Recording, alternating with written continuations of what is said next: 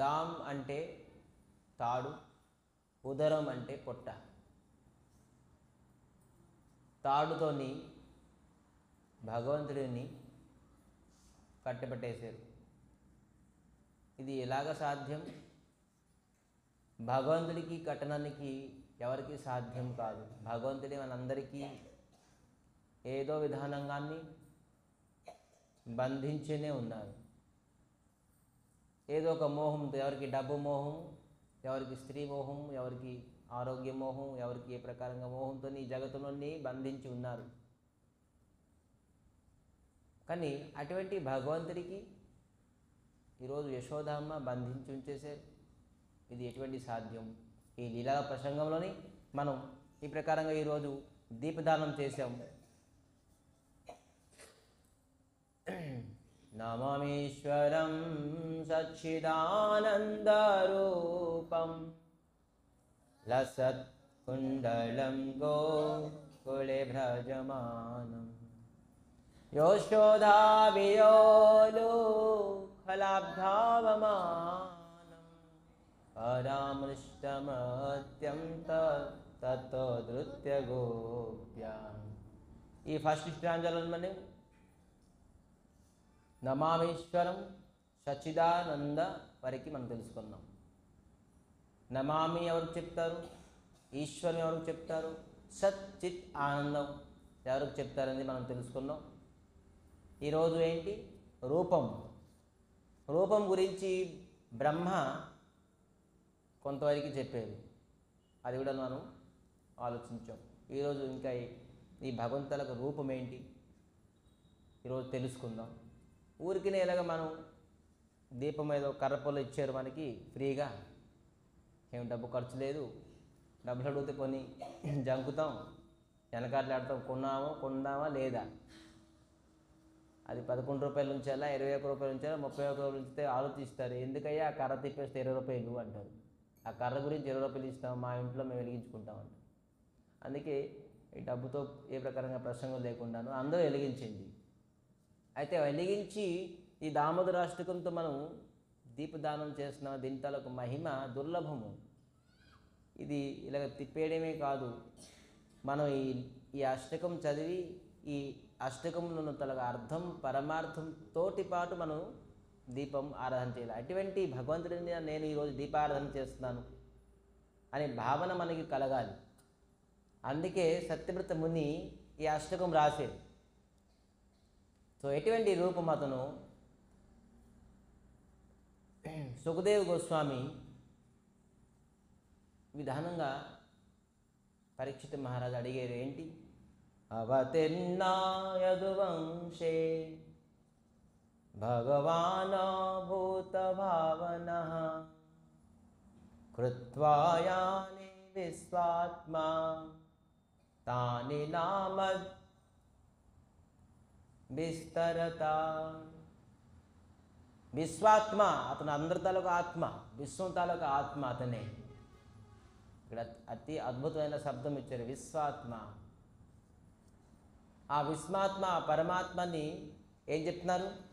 తాని నామద్ విస్తరత, అతని తాలూకు లీలాన్ని నాకు విస్తరించండి. విస్తరించండి అంటే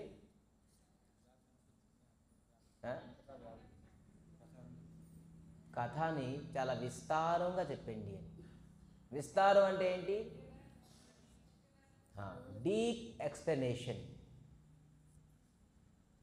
దానికి ఊరికినే మనం చదవడం వేరా, కానీ దాని తలక డెప్త్ నాలెడ్జ్, డెప్త్ ఎక్స్ప్లెనేషన్ అందుకే చెప్తున్నారు ఇక్కడ.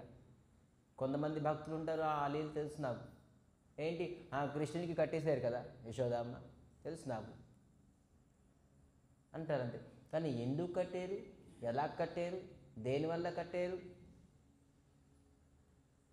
ఎందుకు భగవంతుడు కట్టించబడ్డారు, ఏ సమయంలో అది కట్టించబడ్డారు.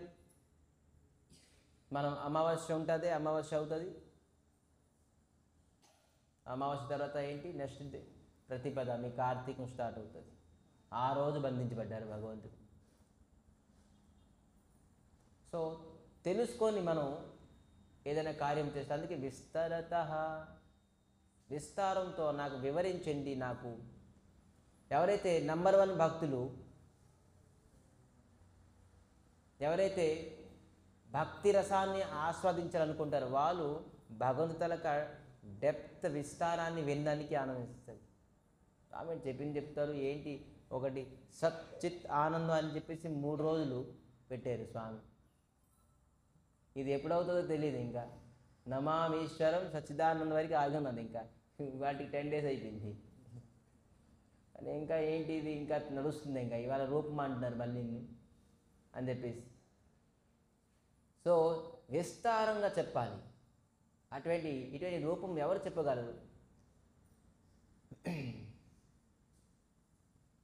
ఒక చిన్న ప్రసంగం చెప్పేసి ఈ రూపం గురించి వివరిద్దాం. ఈ ప్రసంగం దేనికంటే, ఇక్కడ చెప్తున్నారు అవతీర్ణ యదువంశే. ఇతని ఏ కులం? యదువంశం, యదు కులం. సుఖదేవ్ గోస్వామి చెప్తున్నారు యాదస్య ధర్మశీలస్య. యదు మహారాజ్, యదు ఎంతో ధర్మాత్ముడు. ధ్యానంగా వినండి ఇది. యదు తాలూకా తండ్రి పేరు ఎవరు తెలుసా? యజాతి. యజాతికి 4 పుత్రులు. 4 పుత్రులని ఇతను యదు ఒకడు పెద్ద కొడుకు. యదు వంశం నుంచి కృష్ణుడు వచ్చాడు. యదు నుంచే భగవంతుడు కృష్ణుడు సంభవించాడు. అయితే యయాతి తన భార్య పేరు దేవ్యాని. ఏంటి ఈ దేవ్యాని? ఎవరి తాలూకా కన్య? శుక్రాచార్య తాలూకా కన్య. శుక్రాచార్య ఎవరు? దైత్యుల తాలూకా గురు. ఈ దైత్యుల తాలూకా గురువు శుక్రాచార్య తాలూకా కన్య ఈ దేవ్యాని. ఈ యయాతితో ఈ దేవ్యానికి వివాహం అయింది. అని ఎప్పుడైతే దేవ్యాన్ని వివాహం అయిందో తను చెప్పారు, నాతో మీరు సంతానాన్ని కలిగించాలి. కానీ ఈ యయాతికి ఇంకో భార్య ఉన్నారు. అది ఎవరు? శర్మిష్ఠ. ఈ శర్మిష్ఠతోని తను సంతానాన్ని కలిగించారు. ఇది చూసి, ఇది విని ఈ దేవ్యాన్ని చాలా కోప్పడ్డారు. కోప్పడి తనకు పుట్టింటికి వెళ్ళిపోయారు. ఎవరింటికి వెళ్ళిపోయారు? శుక్రాచార్య ఇంటికి వెళ్ళిపోయారు. శుక్రాచార్యులకి విస్తారంగా చెప్పారు, స్వామి చూడండి ఎలా చేశారు అలా చేశారని. ఈ శుక్రాచార్యులతో దైత్యగురు ఈ యయాతికి శాపం ఇచ్చేశారు. నువ్వు ఏ యవ్వనం గురించి నువ్వు ఈ విధానంగా అపరాధం చేసావో, నా కూతురికి అవహేళన చేసావో, ఆ యవ్వనం నీకు నష్టం అయిపోతుంది, నువ్వు వృద్ధ అయిపోతావు అని శుక్రాచార్యులు గట శాపం ఇచ్చాడు. యయాతి వృద్ధ అయిపోయారు, ముసలైపోయారు. కుర్ర వయసులోనే ముసలైపోయారు. ఎలా ఉంటుంది? జీవితం అంతా పోయింది. అసలు ఏదైనా చేయాల్సిందన్నా సంపాదించాల్సిందన్నా మనం కుర్ర వయసులోనే. యయాతి పాపం ముసలైపోయింది శుక్రాచార్యుల శాపంతో. మామగారు తప్పు అయిపోయింది, క్షమించండి, దీనికి ప్రాయశ్చిత్తం ఏంటి చెప్పండి. నేను శాపం ఇచ్చాను, ఇంకా చేయడానికి ఏం లేదు, కానీ ఒకటి పశ్చాత్తాపం చేశారు కాబట్టి ఒకటి చెప్తాను విను. ఏంటి? ఈ వృద్ధాపం నువ్వు మీ 4 కొడుకులను ఎవరికైనా ఇచ్చేసి ఆ కొడుకు తాలూకు యవ్వనం నువ్వు తీసుకోవచ్చు అని చెప్పారు. ఆహా, చాలా చాలా ధన్యవాదాలు అనుకొని ఈ 4 పుత్రుల దగ్గరికి వెళ్ళి ఫస్ట్ యదు దగ్గరికి వెళ్ళారు. రాజా యదు దగ్గరికి, హే పుత్ర, నీ శరీరం పైన నాకు సర్వ హక్కులు ఉన్నాయి. ఎందుకంటే నేను నీకు జన్మనిచ్చాను, పోషించాను, పెద్ద చేశాను, నీకు సమర్థుని చేయించాను నేను. అందుకే అవును నాన్నగారు, నిజమే, నేను ఒకటి అడుగుతాను, నువ్వు ఇవ్వాలి. చెప్పండి నాన్నగారు. ఈ యదుకి చెప్పారు, నీ యవ్వనం నాకు ఇవ్వాలి, నా వృద్ధాపము నువ్వు తీసుకోవాలి. మరి అటువంటి పుత్రుడికి సుపుత్రుడు అంటారు. ఏ పుత్రుడైతే తండ్రి తాలూక మాటని జవదాటరు. మరి తండ్రి తాలూకా వాక్యాన్ని పరిపాలిస్తారు, అటువంటికి సుపుత్రుడు అంటారు. కానీ రాజా యదు వినాలా వినకూడదా? వినాలి. ఇంకెంతమంది చెప్పండి, వినాలా వినకూడదా? మరి ఇతనికి యదుష్య ధర్మశీలస్య అని చెప్తున్నారు. యదుష్య ధర్మశీలస్య, ఇతను మహాధర్మాత్మ అంటారు. సుపుత్రులు కాదు, ధర్మాత్మ అంటున్నారు. ఇటువంటి ధర్మాత్మ యదు వాళ్ళ తండ్రి తాలూకా మాటని వినాలా లేదా? ఎవరు పడుకున్నారు? అందరికి నీళ్ళేయండి.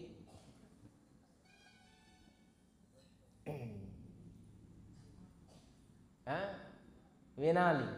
So very good. కానీ రాజా యదు వినలే. మరి అతనికి ధర్మశీలస్య అంటున్నారు. ఎందుకు? ఇదే పెద్ద టాస్క్. ఈరోజు కథా ప్రసంగంలో ఇది కాదు, కానీ చెప్పాలి. ఎందుకంటే తర్వాత చెప్తున్న విషయం ఏంటని, ఎందుకు చెప్తున్నానని. మరి ఇతనికి ధర్మశీలస్య అంటున్నారు. ఎవరు అంటున్నారు? శాస్త్రం అంటుంది. ఎవరు అంటున్నారు? సుఖదేవ గోస్వామి అంటున్నారు. యదు ధర్మశీలస్య అని అంటే ధర్మాత్మ. తండ్రి గారి మాట వినకపోతే ఇతనేం ధర్మాత్మ అయింది అంటాం మనం. మరి ఇది నెలగా ధర్మాత్మ అయ్యారు. రాజా యదుకి ఇలా అడిగారు, మీ నాన్న తలగా ముసలితనం తీసుకోలేదు, యవ్వనం ఇవ్వచ్చు కదా, మీ తండ్రి అడుగుతున్నారు. యదు అద్భుతమైన ఆన్సర్ ఇచ్చారు. నా నాన్న భోగ ప్రకృతి, భోగం చేస్తారు. నా వయసు, నా కురతనం అతనికి ఇచ్చేవంటే అతను అనేక పాపం చేస్తారు.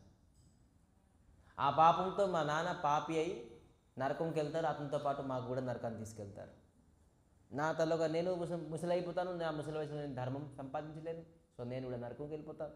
అందుకే నా కుర్ర వయసుని నేను ఎప్పుడూ మా నాన్నకి ఇవ్వను. ఎందుకంటే నాన్న భోగం చేసేసి ఈ ప్రకారంగా శాపం పొందేరు. అందుకే నేను నా కురతను ఇవ్వలేదు. అటువంటి ఆలోచించి నా నాన్నకి నేను ఇస్తే నాన్న పాపం చేసి నాన్నకి నరకానికి వెళ్తారు. మరి మొత్తం మా వంశం అంతా నరకానికి వెళ్తారు. అందుకే నేను ఎందుకు ఇస్తాను, నేను భోగిస్తానని ఆలోచించుకుంటున్నారు. వాళ్ళు నాన్న గురించి ఆలోచిస్తున్నారు. నేను ఇవ్వడంతో నాన్న ఏం చేస్తారో నాకు తెలుసు, అందుకే నేను ఇవ్వను అని చెప్పేసి ఇవ్వలే. ఈ కథ చెప్పడానికి మర్మం ఏంటి, కారణం ఏంటంటే,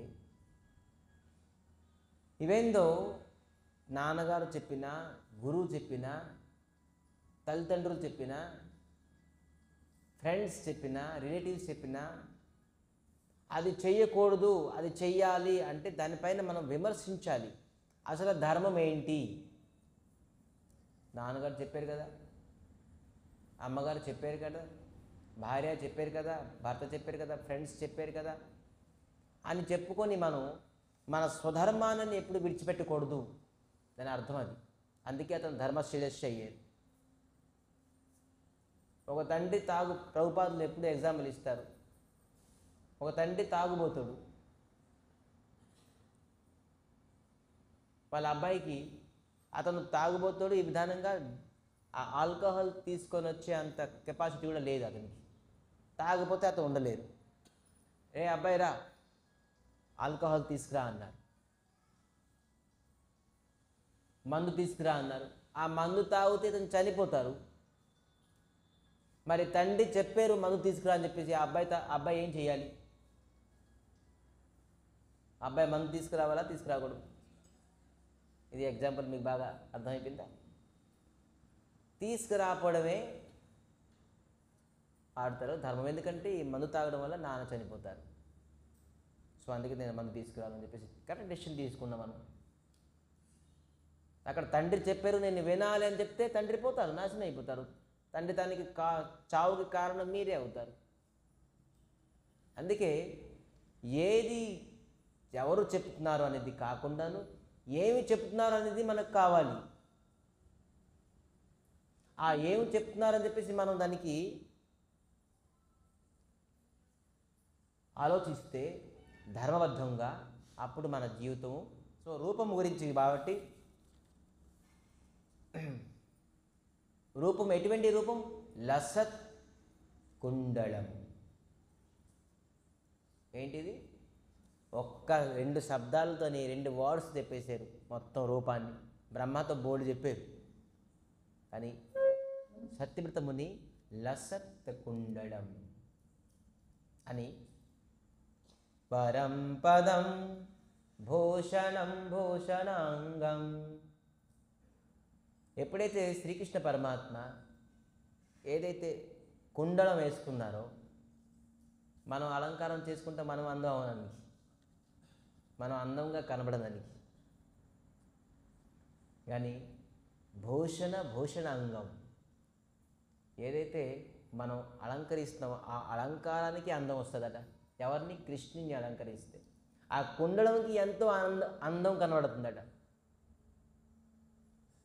కుండడం వల్ల భగవంతుడు అందం కనబడకున్నారు. భగవంతుడికి ఆ కుండలం వేసుకోవడం వల్ల కుండలం దేదీప్యమానంగా కనబడుతుంది అంటున్నారు. ఇదే రూపం తలక వర్ణ్యం, ఇదే తలక చూపు తాలూక కంటి చూపు తలక తేడా మనది మరి సత్యవ్రత మునిది. మనం ఆ కుండలం చూస్తాం, కానీ భగవంతుడు చూస్తారు. ఆ కుండలం ఎంత అందంగా ఉన్నది భగవంతుడు వేసుకోవడం వల్ల. అందుకే పరంపదం భూషణాంగం. ఆ భూషణానికే భూషణాంగం ఎంతో అందం వచ్చింది అని చెప్పేసి చెప్తున్నారు. ఇది లసత్ కుండలం, ఇది రూపం. ఎక్కడ ఉంటుంది ఇది? నిరంతరంగా తను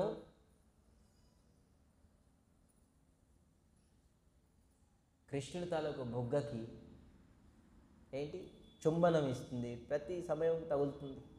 మనం ఒక చిన్న అబ్బాయిని స్నేహం చేసే ప్రేమిస్తే మనం ఏం చేస్తాం? గుర్తు పెడతాం. కానీ ఈ కుండలు ఎంత అదృష్టం చేసుకుంది, నిరంతరంగా కృష్ణుని తాలూకు బొగ్గకి గుర్తు పెడుతుంది, చుంబనం చేస్తుంది. అందుకే చెప్తున్నారు లసత్ కుండలం. లసత్ అంటే ఏంటి? ఊగుతుంది. ఏమవుతుంది? కుండలం.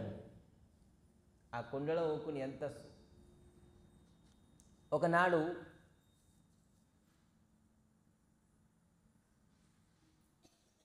కృష్ణుడు వంశీవాదనం చేస్తున్నారు. వంశీవాదనం చేసేసి భగవంతుడికి తెలుసు ఈ వంశీవాదనని అనేక సిగ్నల్స్ ఉన్నాయి. Traffic police 2 signals, 3 signals, red, green, orange. Orange అంటే కొంత వెయిట్ చేయాలి, రెడ్ అంటే స్టాప్ అయిపోవాలి, గ్రీన్ అంటే వెళ్ళాలి. కానీ భగవద్గీతలకు వంశీలోని అనేక సిగ్నల్స్ ఉన్నాయి. ఆ వంశీ మాధురులని వంశీతోని కొంత గోవులకి పిలుస్తారు.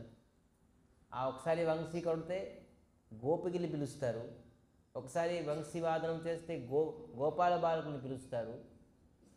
ఇంకొకసారి వంశీని పిలిస్తే దూడలని పిలుస్తారు.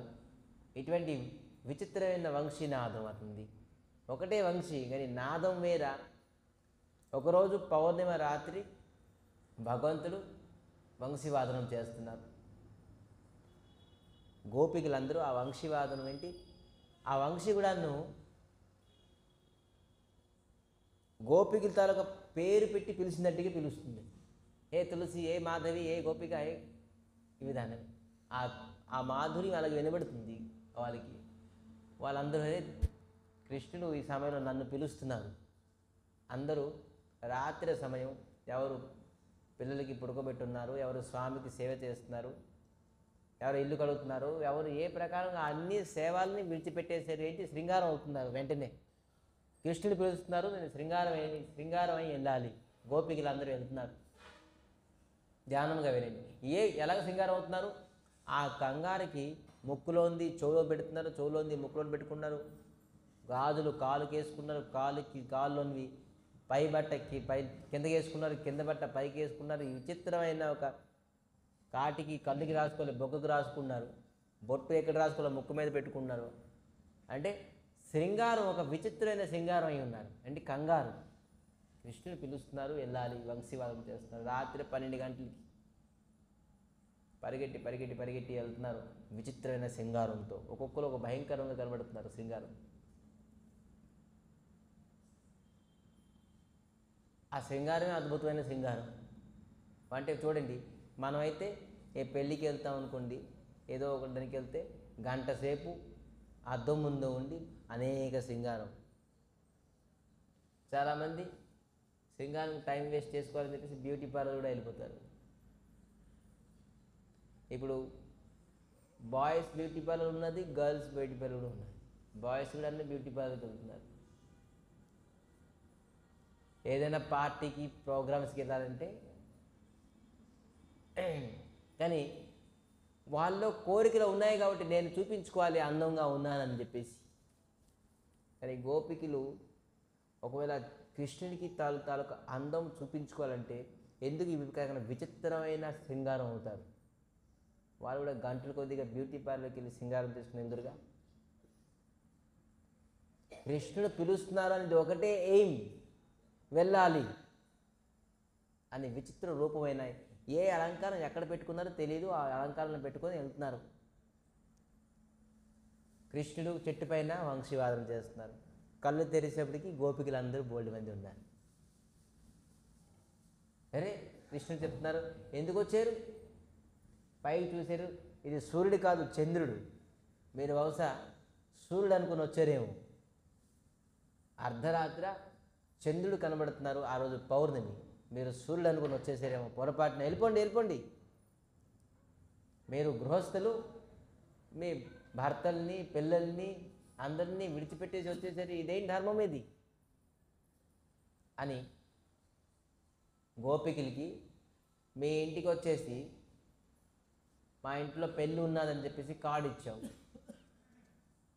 మీరు వచ్చిన తర్వాత మేమంటే మీరు ఎందుకు వచ్చారని అంటే ఎలాగుంటుంది? మీరు ఎందుకు ఇంటికి వచ్చారంటే ఎలాగుంటుంది?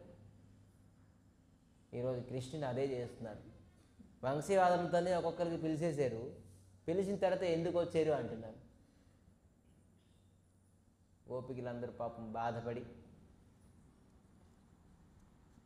చెప్తున్నారు, సర్వధర్మాన్ పరిత్యజ్యతే మామేకం శరణం వ్రజం.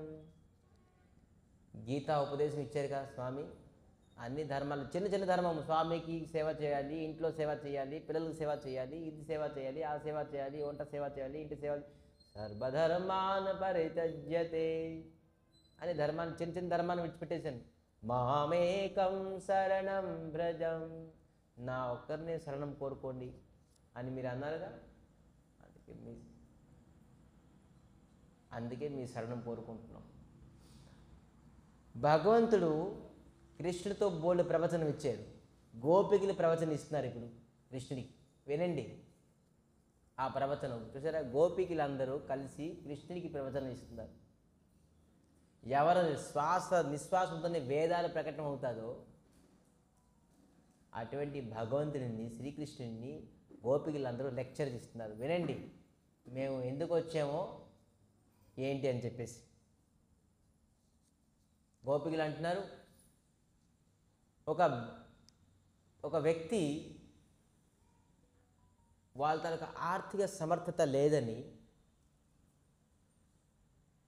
భార్యని విడిచిపెట్టి విదేశాలకు వెళ్దామని అనుకుంటున్నారు. ఎందుకంటే ఈ గ్రామంలోని ఈ దేశంలోని నేను సంపాదించలేకపోతున్నాను, నాకు ఉద్యోగం వచ్చింది ఎక్కడికి, విదేశంలో వచ్చింది అంటే, కానీ ఇప్పుడు ఉన్న బలంగా నా భార్యని తీసుకెళ్ళలేను.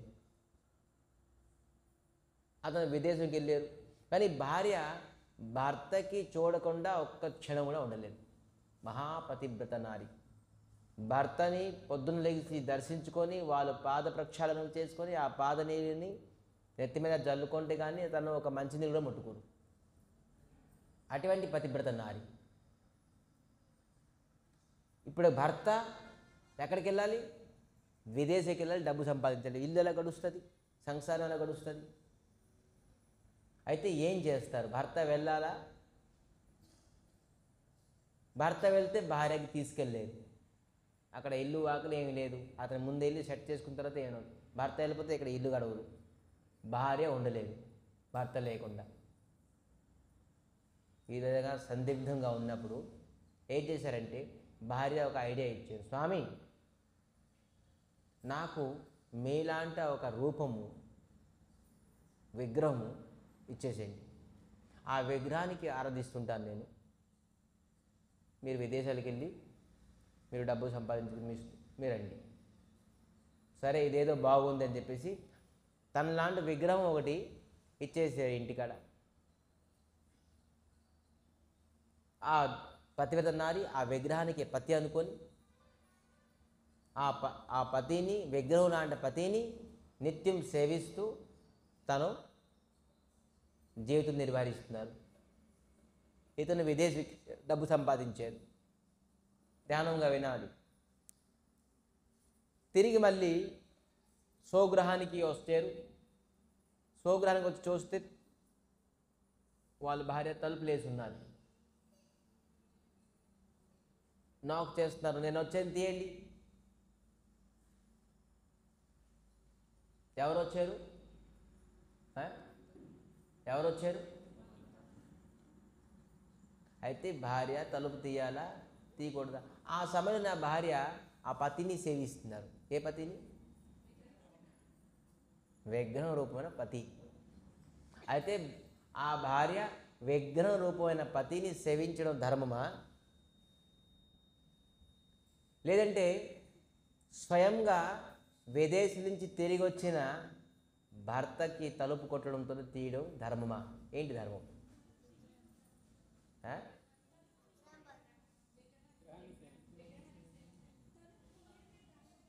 తలుపు తీయడం ధర్మం. చూసారా? సో స్వయంగా పతి వస్తే మళ్ళీ ఆ విగ్రహం ఎందుకు? అంతే కదా. స్వయంగా సాక్షాత్ పతిదేవులు వచ్చారు. ఆ పతిదేవుల్ని పక్కన పెట్టేసి ఆ విగ్రహంతో గోపికలు చెప్తున్నారు. గోపికలు చెప్తున్నారు, సాక్షాత్గా మీరు ఆత్మ తాలూకా పతి, మీరు పరమాత్మ. మీరు ఈసారి మేము ఈ పతి ప్రాప్తి అయి ఉన్నాం, మళ్ళీ వచ్చే జన్మము ఈ పతి మాకు ప్రాప్తి అవుతారనేది మాకు గ్యారెంటీ లేదు. ఎవరు భర్త, ఎవరు భార్య, ఎవరు పిల్లలు, ఎవరు అక్కచెల్లెలు, ఎవరు అందములు ఈ జన్మలోనే, వచ్చే జన్మలోని ఉంటారనేది గ్యారెంటీ లేదు. కానీ మీరు జన్మానికి మీరు మాకు పతి, మీరు ఆత్మపతి.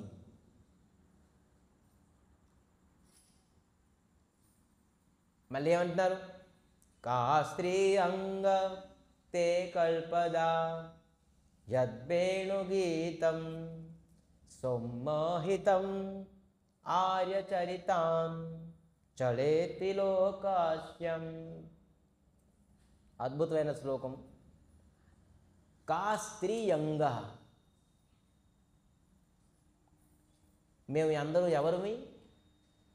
మీ తాలూకా అంగం. చూడండి, గోపికలు ఏం చదువుకున్నారు? గీత, భాగవతం, శాస్త్రం, వేదం, పురాణం ఏమీ లేదు. ఇది ఎవరు? గొల్లభామనీలు. అది చిన్నప్పటి నుంచి పాలు పీసుకోవడం, పేడ తీయడం, తొడ్డాలు చేయడాలు ఆవులకి. కానీ ఇక్కడ చెప్తున్నాను, కా స్త్రీ అంగా తే కల్పదాయ. అద్భుతం. స్వామి, మేము మీ తాలూకా అంగము. భగవంతుడు అదే అంటున్నారు, మమేవాంశ జీవలోకో జీవభూత సనాతనం. ఎంతమంది ఉన్నారో జీవులు అందరూ నా తాలూకు అంశమే. మమేవాంశ జీవలోకో జీవభూత సనాతనం. మనందరం ఎవరు? భగవంతుడిగా అంశమే. అదే చెప్తున్నారు, మేము అందరూ ఎవరు? మీ తాలూకు స్త్రీ. కా స్త్రీ అంగ, మేము మీ తాలూకు అంగం. ఒక వ్యక్తి ప్రపంచంలోని అన్నిటికంటే ఎక్కువగా ప్రేమిస్తారు దేనికి చెప్పండి? తన శరీరానికి ఎక్కువగా ప్రేమిస్తారు. ఎంత చెప్పింది. అద్దం దగ్గరికి వెళ్ళి ఆడు ఎంత నల్లగా ఉన్నా, తెల్లగా ఉన్నా, పొట్టగా ఉన్నా, ఎలాగా ఉన్నా కూడాను వాడు ఏదో ఒక వంక చూసేసి ఇది నాది బాగుంది అని గుణాలు నిలుపుతాడు దాంట్లోని. ఎంత దాంట్లోని అలక్షణం, ఆ శరీరంలో అలక్షణం ఉన్నా కూడా ఏదో ఒక లక్ష్యం పై ఇంప్రెస్ అయిపోతాడు, నా శరీరం వెనుక ఉంది అని. ఎవడు అసేహం ఉన్నది అని చెప్తే వాడి జీవితంలో ఎప్పుడు అర్థం చూసుకోడు కదయ్యా, అంతే కదా. వాడు ఎప్పుడు అర్థం ఇంట్లోనే ఉంచుకోడు, నేను అసేహం ఉన్నానయ్యా నేను చూసుకోనని. అసేహమైన వస్తువుకి మనం ఇప్పుడు చూస్తామేంటి, అసౌందర్యమైన వస్తువుకి మనం ఇప్పుడు చూస్తామేంటి, తిరిగి చూడం, కళ్ళేనే చూడు తిప్పం. కానీ మనది ఏంటంటే మన అంగం పైన, మన శరీరం పైన ఇంత ప్రేమిస్తాం, దానికంటే ఎక్కువ ఎక్కడ ఈ ప్రపంచంలో ఎవరికి ప్రేమించు, శరీరం పైన ఎక్కువ ప్రేమ. అందుకే ఇక్కడ చెప్తున్నారు, కా స్త్రీ అంగ, మేము మీ తల్లి అంగం, మిమ్మల్ని ప్రేమిస్తున్నాం అంటే మేము మా అంగాన్ని ప్రేమిస్తాం. ఎంత మరి ఏమంటారు, అటువంటి అంగం కల్పదాయత్, ఏ అంగము అటువంటి తలకు వాణి, భగవంతు తలకు వాణిని ఎవరు ప్రేమించరు. వేణునాదం, భగవంతులకు వేణునాదాన్ని ఎవరు ప్రేమించు, ఎవరు ఇక్కడ ఏమంటారు, సమ్మోహితం, మోహితం అయిపోతున్నారు ఆ వేణునాదాన్ని విని, ఆ భగవంతుల అంగాన్ని చూసి, భగవంతుల వాణిని విని. భగవంతుడు చిన్నగా ఉన్నారు, అసలు చిన్నపిల్లలు మాట్లాడుతుంటే ముదుముదుగా ఎంత అందంగా అనిపిస్తుంది. ఫస్ట్ సారి అమ్మ అని పిలిస్తే, నాన్న అని పిలిస్తే తల్లిదండ్రులు ఎంతో సంతోషించిపోతారు. ఏరే మా అబ్బాయి మాట్లాడడం నేర్చుకున్నాడు అని చెప్పేసి తల్లిదండ్రులు ఎంత ఆనందపడిపోతారో. నాకు డాడ్ అండ్ డాడ్, మమ్మీ అంటే ఏంటి తెలుసా, అమ్మని దెయ్యం చేసేస్తారు వాళ్ళు. సో అమ్మ దెయ్యం అమ్మో తెలియదు, మరి మీరే డిసైడ్ అవ్వండి. సో మమ్మీ కాదు అమ్మ, ఎంత చక్కగా పదం ఉన్నది మనకి, అమ్మ అని పిలిపించాలి. సో ఎక్కడ ఉన్నాం మనం. సో పిల్లలు ఎంత చక్కగా మనకి మాట్లాడితే మనకి అందం చూస్తాం, అటువంటి భగవంతుడు మాట్లాడితే సమ్మోహితం, మోహితం. ఎవరు మోహితం అవరు, ఎవరు మోహంలో పడరు అటువంటి వాణిని విని.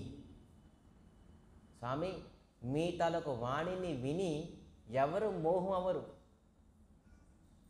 సమ్మోహితం. ఇంకేమన్నారు, ఎటువంటి స్త్రీ, ఆచార్య చరితాన్, ఆర్య చరితాన్. ఏదో స్త్రీ తప్పుడు పని చేస్తుంది, తన మోహితం అయిపోయింది. కులహీనము ధర్మహీనమైన స్త్రీ కృష్ణుడికి మోహితం అయిపోయింది అని చెప్పేసి చెప్పుకున్నారు. ఇక్కడ గోపికలు ఏమంటారు, ఆర్య చరితాన్. ఆర్య అంటే ఏంటి, చాలా పవిత్రమైన తన పతిని తప్ప ఇతర పతిని కన్నెత్తిన చూడదు. కన్నెత్తి కాదు, మనసులోని కానీ స్వప్నంలో అంటే కలలో కూడా ఊహించుకోదు ఇతర పతికి. అటువంటి స్త్రీ ఆర్యాచరితాన్. అటువంటి చరిత్రమైన స్త్రీ మీ తాలూకు వాణి మరి వేణుని సమ్మోహితం, మోహితం అయిపోతారు. అటువంటి భగవంతుడికి రూపం. వేణులోనే అంత మాధురి ఉన్నది, అతని వాణిలోనే అంత మాధురి ఉన్నది. అతను లసత్ కుండలం, ఆ కుండలు వేసుకున్న కుండలోనే అంత మాధుర్యం ఉన్నది. అతను ఎంత మాధుర్యం, అతని రూపం ఎంత మాధుర్యం, ఆ రూపాన్ని వర్ణిస్తాం. అటువంటి రూపాన్ని మనం ఏం చేస్తున్నాం, నమామేశ్వరం సచ్చిదానంద రూపం. స్వామి అటువంటి రూపానికి నేను ఈరోజు ఈ తులసి కాష్టంతో ఈ త్రిసంధ్య సమయంలోని పవిత్రమైన కార్తీక మాసంలోని కార్తీకో హరివల్లవా. భగవంతుడికి అతి ప్రియమైన కార్తీక మాసంలో నేను దీపదానం చేస్తాను. మన గుర్తు రావాలి అటువంటి రూపాన్ని. ఏదో రూపం అని చెప్పి చదివేస్తున్నాం, కానీ ఆ రూపం ఎటువంటి రూపము? బ్రహ్మాది దేవతలు కూడాను ఆ రూపాన్ని ఆకర్షించిపోతున్నారు. అద్భుతమైన రూపము. మళ్ళీ ఏమంటున్నారు? ఆర్యాచరేతాన్. స్త్రీలే కాదు, ఎవరు మోహితం అయిపోతున్నారు?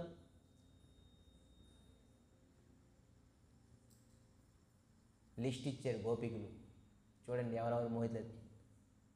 యద్గోద్విజ.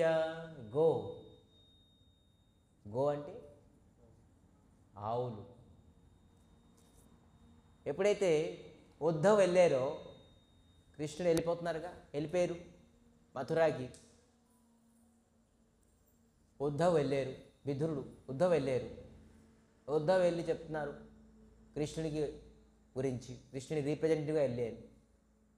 నందమహారాజుకి చూసి నందమహారాజు ఆ ఉద్ధవుని చేయి పట్టుకొని లాక్కొని, చూడయ్యా ఏంటి గోవులు దూడలు కృష్ణుడు వెళ్ళిపోయారని చెప్పేసి నీళ్ళు కానీ గడ్డి కానీ ఏది తినకుంటున్నారు, విడిచిపెట్టేశారు. వీళ్ళు కూడా గోవులు కూడా తిండి విడిచిపెట్టేశారట కృష్ణుడు వెళ్ళిపోయారని చెప్పేసి. బృందావనం గోకుల పట్టిన విడిచిపెట్టేశారని కృష్ణుడు మథురా వెళ్ళిపోయారని చెప్పేసి గోవులు తినుకుంటున్నాయి.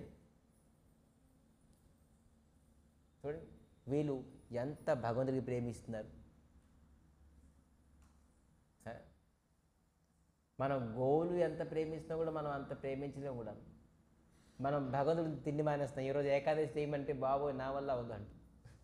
ఒక్కరోజు ఒక పూట పోయిన అది కూడాను ఏకాదశి ప్రసంగం తినండి, ఇంకా ఇతర తినని కూడా మన వల్ల అవ్వదు.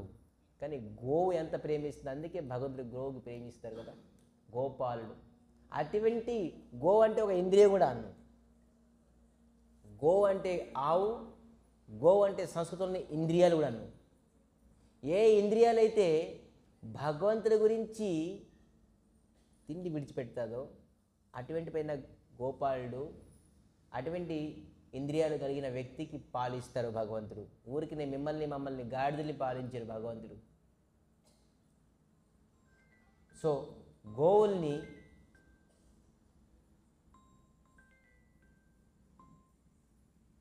మరి ఎవరు?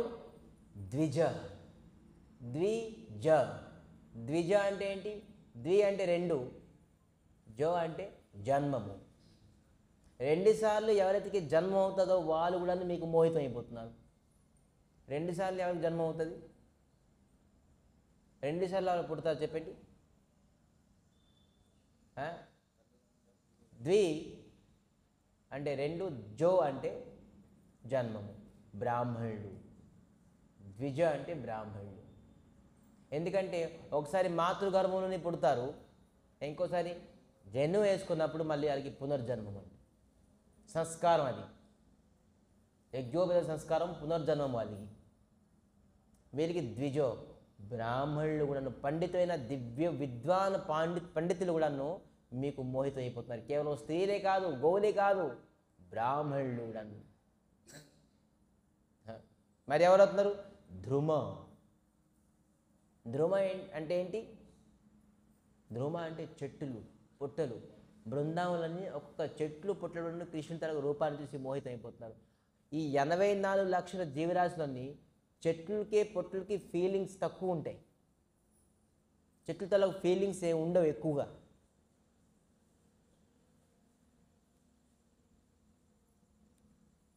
చెట్లకి చాలా తక్కువ ఫీలింగ్స్ ఉంటాయి, కానీ వాళ్ళు కూడా అన్నమాట కృష్ణుని చూసేసి వాళ్ళు ఫీలింగ్ అవుతున్నారు. వాళ్ళు కూడా కృష్ణుని ఎక్కడికి వస్తున్నారో వాళ్ళు పువ్వులతో, ఆకులతో, కొమ్మలతో ఫ్రెష్ అయిపోతున్నారట. కృష్ణుని నాకు చూస్తారు అని. మరి వాళ్ళ కొన్ని పువ్వులు కూడాను కింద పడేస్తారు, కృష్ణుడు ఈ పువ్వులు తొక్కుకొని వెళ్తారు అని. దివ్యమైన వృక్షాలు బృందావనంలోని. వాళ్ళు కూడా కృష్ణుడి తలకు రూపాన్ని చూసి మోహితం అయిపోతున్నారు. గోద్విజ, ద్రుమ, ఇంకెవరు? మృగ. పశువులు కూడా మోహితం అయిపోతారు. మనం ఏంటి? మనమే మోహితం అమ్ముకుంటున్నాం భగవంతుడికి. చెట్లు పొట్లు మృగాలు బ్రాహ్మణులు గోపికలు గోవులు అన్నీ మోహితమవుతుంది. మనం దేనిపైన మోహితం అయిపోతున్నాం? అది లిస్ట్ పెద్దది ఉంటుంది. ఇటువంటి సంవత్సరం కూడా చెప్పిన కూడా నా క్లాస్ అవ్వదు. ఒక గంట కాదు. కానీ మనం దేనికి మోహితం అవుతుందంటే మనం ఎన్ నెంబర్ ఆఫ్ ఇన్ఫినిటివ్ అది జీవితం అంతా వర్ణించుకోవచ్చు. సో దానిపైన మనకి లేదు. సో విధానంగాను భగవంతుడు అటువంటి రూపం. సో ఇంకో ఆధారం తగిలింది ఇక్కడ. 5 నిమిషాలు ఉన్నదని చెప్పారు. సో 5 నిమిషాలని కథని ఈ రూపాన్ని క్లోజ్ చేసేద్దాం. సుఖదేవ్ గోస్వామి భగవంతుల రూపాన్ని ఏ విధానంగా వర్ణిస్తున్నారని చూడు. తాసాం ఆవిర్భుత శౌరీ స్మయమాన ముఖాంబుజ పీతాంబరధర ప్రగవి సాక్షాత్ మన్మథ మన్మథ. తాసాం ఆవిర్భుత చౌరి. ఎప్పుడైతే గోపికలందరూ రాసలీలను ఆడుతున్నారో కృష్ణుడు సడన్గా వెళ్ళిపోయారు, అంతర్ధ్యానం వెళ్ళిపోయారు. గోపికలందరూ పాపం విరోహంతో ఏడుస్తున్నారు. ఆ సమయంలోని మళ్ళీ ఏడుస్తున్నారని చెప్పేసి భగవంతుడు మళ్ళీ ప్రకటమయ్యారు, అక్కడికి వచ్చేసారు. ఆ సమయంలోని కృష్ణుడు ఎంత అందంగా ఉన్నారు ఈ గోపికలు, అది సంఖ్య చెప్పలేను. భాగవతులను బోల్డ్ ఎక్కువ చెప్పున్నారు. 33,000 కాదు, 33 lakhs గోపికలు అందరూ చుట్టూ కూర్చున్నారంటే కృష్ణుడు ఒకలే కూర్చున్నారు. మరి కృష్ణుడు ఒకలే కూర్చున్నారు, కానీ ఈ 33 lakhs గోపికలు అందరికీ నా దగ్గరే కూర్చున్నారు అనుకుంటున్నారు.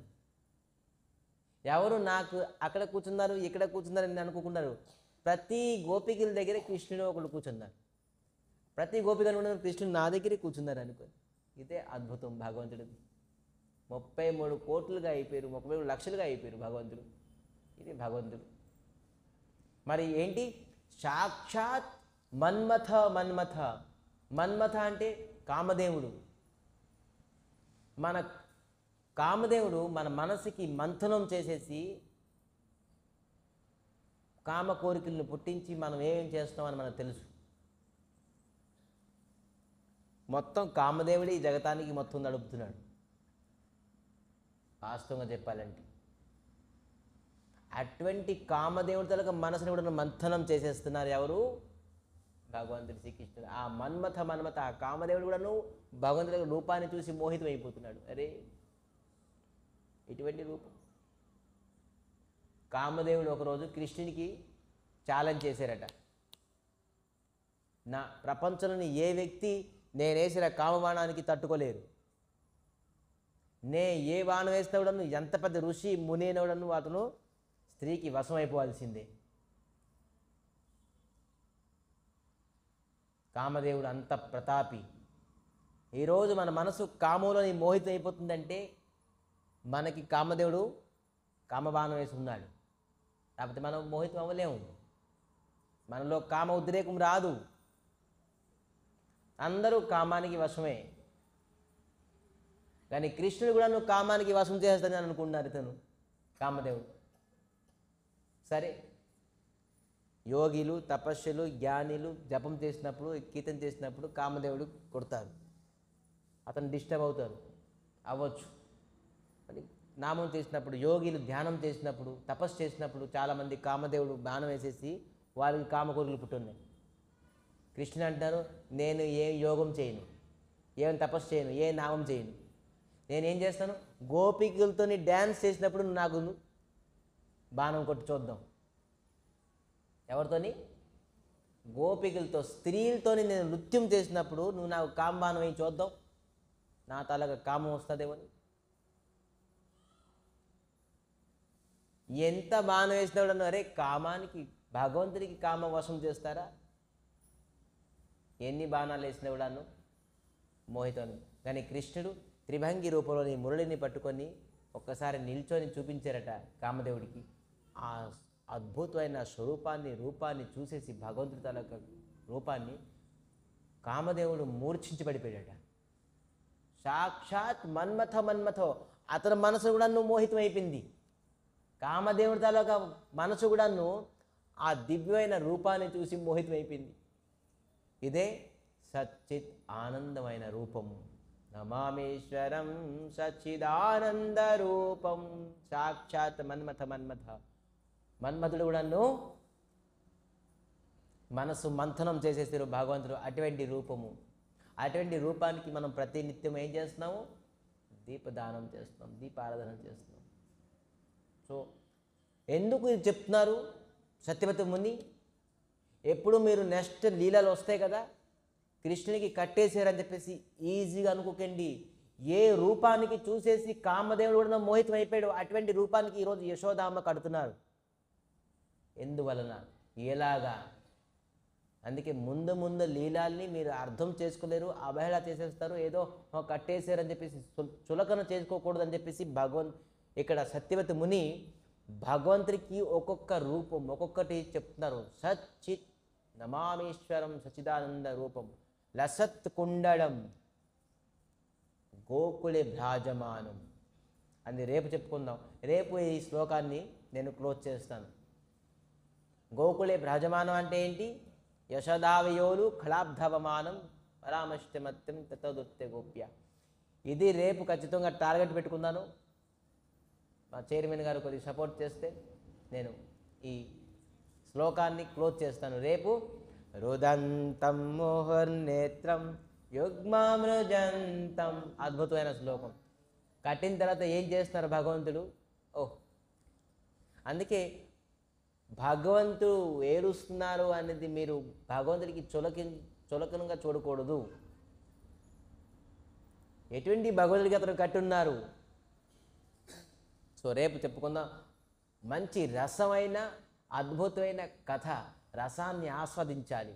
అందుకే విస్తరణేహో ముందు చెప్పారుగా, విస్తారంగా మీరు తెలుసుకోండి.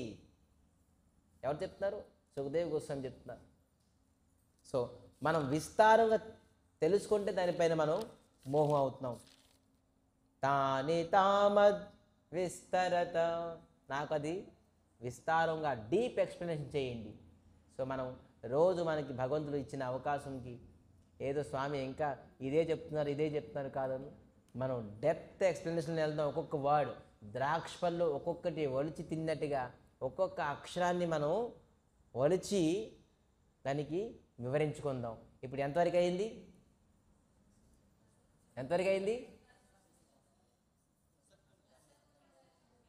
వెరీ గుడ్, అందరూ ట్రాక్లో ఉన్నారు.